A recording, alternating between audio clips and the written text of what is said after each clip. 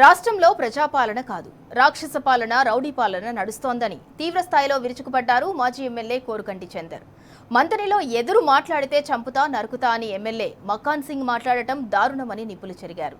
Rome నగరం కాలిపోతుంటే రాజు ఫిడైల్ వాయించాడు అన్నట్టుంది రామగుండంలో MLA పాలన అని ఎద్దేవా చేశారు. సిబ్బంది లేక రామగుండం ఎంఆర్ఓ కార్యాలయానికి తాళం వేస్తే పట్టించుకోని ఎమ్మెల్యే చంపుతానని బెదిరింపులకు పాల్పడటం ఏంటని ప్రశ్నించారు.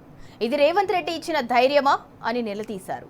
ఎమ్మెల్యే మక్కాన్ సింగ్ అరాచకాలకు వ్యతిరేకంగా రామగుండం ప్రజలు ఉద్యమించాల్సిన సమయం వచ్చిందన్నారు. రామగుండం నియోజకవర్గంలో ఆనాడు రోమో నగరంలో నగరం తగలబడిపోతుంటే అక్కడి చక్రవర్తి పిడేలు వాయించుకుంటా ఉన్నాడు అనేది చరిత్ర చెప్తా ఉన్నది. ఆ చరిత్రను ఈ యొక్క రామగుండంలో కూడా నిజం చేస్తున్నాడు రాజ్ ఠాకూర్ మక్కన్ సింగ్.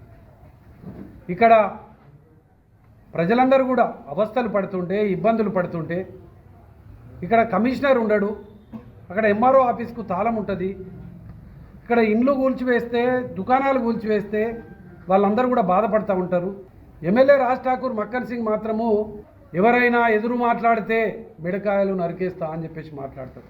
రేవంత్ రెడ్డి ఇచ్చినటువంటి ధైర్యం, అసెంబ్లీలో మా రాజ్ ఠాకూర్ మక్కన్ సింగ్కు కండలు తిరిగినటువంటి బంటు ఉన్నాడు, మాకు ఒక్క చేత ఎత్తేస్తాడు, కింద తొక్కేస్తాడు అని చెప్పేసి ఇచ్చినటువంటి ధైర్యంతోనే ఇక్కడ రామగుండం నియోజకవర్గంలో ఉన్నటువంటి మరి ప్రజలను నరుకుతాడా, ప్రతిపక్షాలను నరుకుతాడా? ఇలా ప్రతి ఒక్కరు కూడా భయాందోళనలతో ఉన్నటువంటి నేపథ్యం ఇలా కనిపిస్తూ ఉన్నది. గిది ప్రజాస్వామ్యం. ఈ కాంగ్రెస్ ప్రజాపాలన అంటే గిది. ప్రజలారా, దీని మీద తిరుగుబాటు చేయక తప్పదు.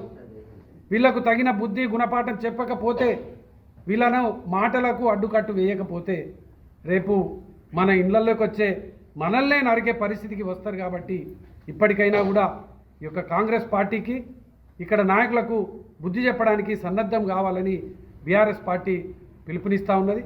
అదేవిధంగా 20వ తారీఖు నాడు బీఆర్ఎస్ పార్టీని అధికారంలోకి రావడం కోసమే, కేసీఆర్ గారిని ముఖ్యమంత్రి చేయడం కోసమే 40 ఏళ్ల కాంగ్రెస్ రాజకీయ చరిత్రను విడిచిపెట్టి ఇలా కేసీఆర్ గారి వెంట నడుస్తాను.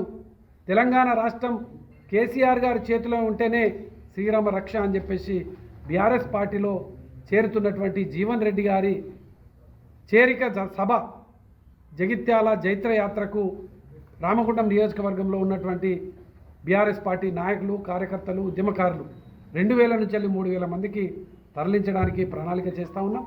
దానికి అందరూ కూడా సిద్ధం కావాలని ఈ సందర్భంగా పిలుపునిస్తా ఉన్నాం.